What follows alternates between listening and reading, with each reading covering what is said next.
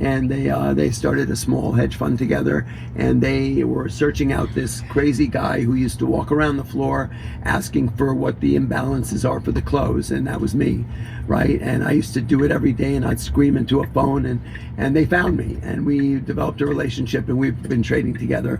So it's a hedge fund. It's a high wealth guy from Texas. Sí, no, yo lo tenía contemplado pasar a Gabbets, entonces yo te aviso cuando haya terminado en Citizen. En Citizen es rápido, nada más voy a armar los ventiladores, a checar que todo esté bien, la temperatura, y de ahí creo que voy a pasar a Essex bien rápido, y de ahí a Gabbets, pero te aviso cuando esté ahí en Gabbets. And it's a trading desk out of Texas as well, and then we picked. Simón, lo que no sé si te dijo Rick, pero lo que deberíamos de hacer en Citizen es pasar la escoba y asegurarnos que el piso no esté sucio, porque el problema es que cuando Scott movió todo, estoy seguro que no barrió toda la basurita y todo eso, entonces hay que limpiar el piso, que no esté todo sucio, y pues checar que esté 100% listo para recibir a alguien, básicamente que el lockbox esté cerrado, o sea, todo que esté perfect for people to check in, básicamente hoy en la tarde o mañana en la mañana. Up a couple of small people, so it's not retail customers, it's not real individuals, it's basically small hedge funds and prop shops. Do you think the average investor can beat the S&P 500? So, good question. So we are, people need to understand that something really radically changed around COVID, right? Before COVID, you needed to be an accredited investor to trade the stock market. What did that mean? That your parents, your grandparents opened an account at Merrill Lynch, Smith Barney, any of those old firms. They had to, when they gave them $5,000 of their retirement fund or something to, advise and run their money for them if they had money, they had to prove that if they lost 100% of it, it would have no effect on their standard of living for 5 years. That sort of, because they didn't want to take on the responsibility. One of the main things about Wall Street, you don't quit a job to start trading to feed your family. That's not a great thing, right? You don't take your last $5,000 and start trading hoping you're going to get yourself out of a jam.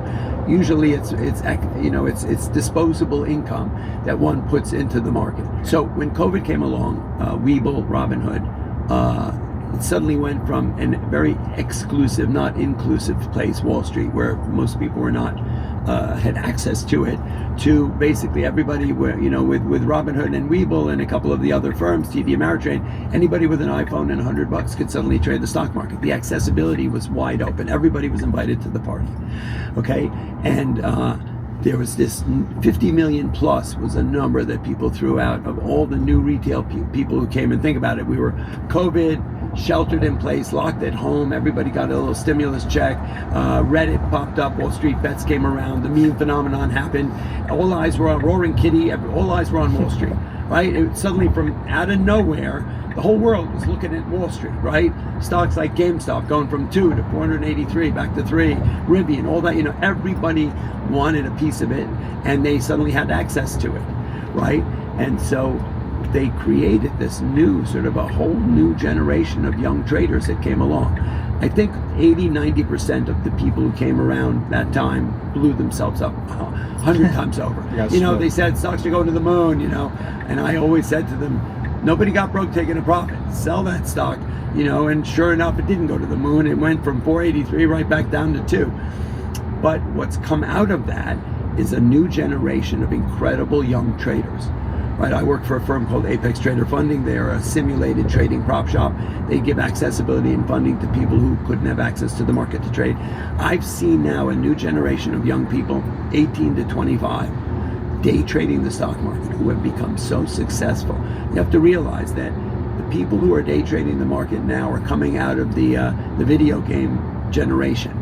They are really good at sitting down in front of I've never played a video game in my life, but I don't know, Grand Theft Auto or whatever that, crazy video stuff. They know how to work a keyboard, right? So when they were suddenly given an opportunity that they could do that and make money doing it, the transition from, I guess, video games to day trading stocks was a very easy one. And I've seen this generation, and it's become so successful, bringing in hundreds of thousands of dollars a month. I mean, I have some young traders that I've seen, who I've mentored, who went from, inspired by me, saw my first video when they were 12, 13 years old, who are making $20 million a year now in their 20s and have these amazing communities around them. So I truly believe there's this new generation of retail that's become smart money. They've become great traders. Surely a majority of them, are making up a lot of stuff and blowing their accounts up and everything. But I believe if you're a responsible, disciplined, consistent day trader and you follow the rules, you could probably beat the S&P. Peter, I think that in our interview you said this, but I saw in a clip with you and iShowSpeed where you told him you need to buy stocks and not products. Right. Stuff. You buy stocks, not stuff. Yeah. And if you buy stuff, you need to go buy the stock associated with that stuff. For example, if you have an iPhone, you should go buy Apple stock. If you buy Nikes, go buy Nike stock.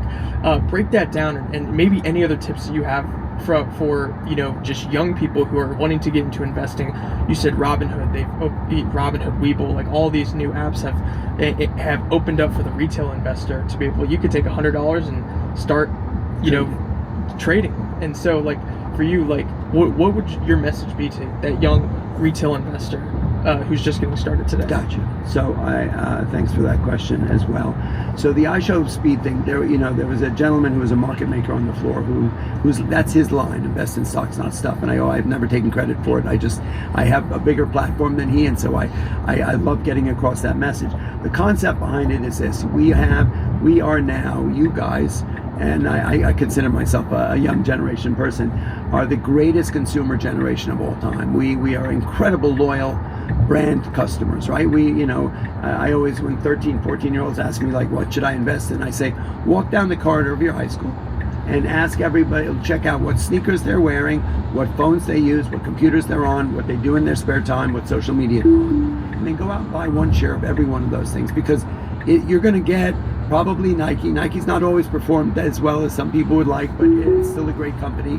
You'd probably get Apple, Nike, Snapchat, Instagram,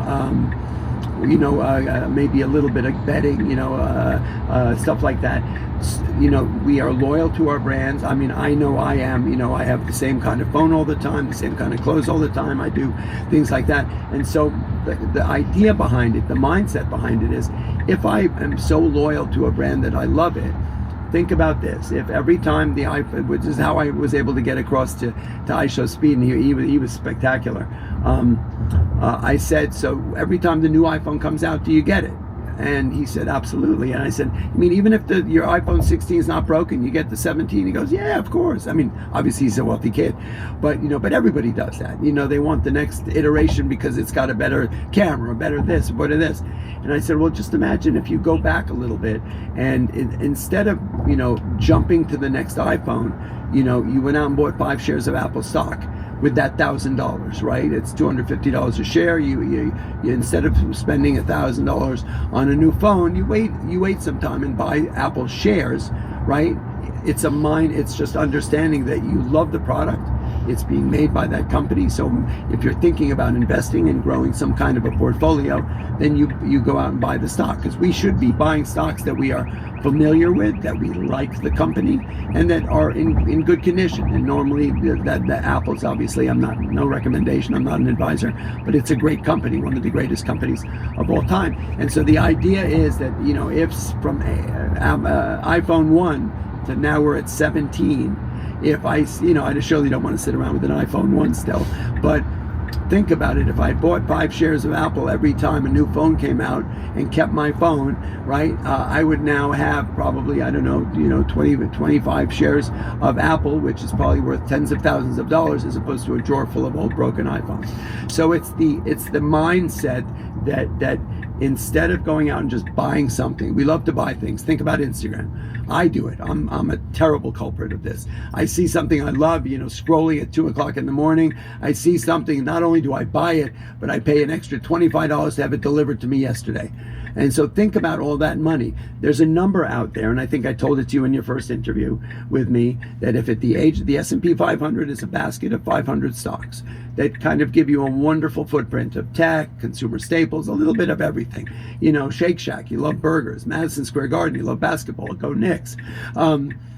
All, you know, Apple, Amazon, stuff like that. And so if you were to put $250 into the S&P 500 every month from the age of 18 to the age of 60, you would have $1.4 million by the time you were 60. Now, I always say this, 60s is not the sexiest part of that scenario, but 1.4 million is. People always think that they need to have figured everything out. You talk about this a lot too.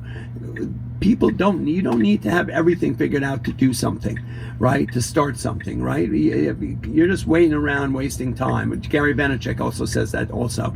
Just get busy, do it, right? It's that great Nike line, just do it, right? And so the same thing with investing in the market. If most people wouldn't even think that was possible, then think about all the $250 that we waste on too many Starbucks or whatever people waste money on, and I do it too. If you just put that into the stock market, never thought about it, into the S&P, think about all the things that have happened over the last 5 years with all the wars and oil and the tariffs and this. Since COVID, the S&P is up over 145%. So to think that any kid now who's now, and I have followers who are 9, 10, 11 years old ever since the iShowSpeed interview, if they put $5 a week or $10 a month or whatever, you don't have to have 250. But if you just, once again, it's a mindset of investing in your future. And, you know, we all have closets full of stuff that we bought. The minute we bought them, they went down in value. We used them once. We really don't need them, right? That urge to have something literally urge by definition lasts about 20 minutes. So every time you want to go out and buy something, walk around the block, have a piece of chocolate, and then go put that money into the stock market, right? You'll probably end up being a wealthy guy. Peter, So that was the whole point of that concept. But I want to go a step further on this, because in our interview, you also talked about how, like, I love the philosophy of investing in stocks and not stuff, but it's also like the little parts of these devices, for example, with Apple, like the chips that make up Apple. Yes. About looking into all of those little components right now. Like we talked about NVIDIA in our last interview. Can you also break down that side of things as well? 100%. So we think of products as the end result of the manufacturing of them, but we don't think of, when you're sort of like, and Jim Cramer is really wonderful about this as well. You know, we always want to find the next big hit, the next $1 trillion company. Jensen Huang, NVIDIA's CEO, the other day said that Marvell is going to be the next $1 trillion company. It was trading at $264 and went up $75. It was up 36% on that. Marvell, I don't know that much about the company, but I know it makes some of the internal workings of AI, right? So think about it. So we buy Nike because we like their sneakers, right? We buy the Apple phone because it's the best phone out there. We all think, because it's the most popular one. But people want to know, how do I actually? A lot of those stocks have already made their move, right? And so if you think about it, Dan Ives, who is a #1 tech analyst in the world, who's one of my mentors, also has taught me a lot about this. That there's what's called the secondary and tertiary trade around AI, around a lot of different things, around the iPhone. The things that go into an iPhone, the things that are the components, right? Those are all individual companies as well. Apple doesn't own all the things that go in there, right? Like rare earth minerals that go into all these products, or the chips that go into AI and what makes GPUs work and all that kind of stuff. Those companies are all independently publicly traded companies as well. So if people actually do that kind of due diligence and investigation and want to sort of get in on the ground floor of, right? So there's Jensen Huang also said in December that the next thing that's going to either be the obstacle or the catalyst to make AI be even bigger than it is going to be energy, right? So they never thought it was going to be, I mean, if you go back 4 or 5 years, Dan Ives was touting NVIDIA back when it was $30. Everyone said, oh, AI is never going to be anything.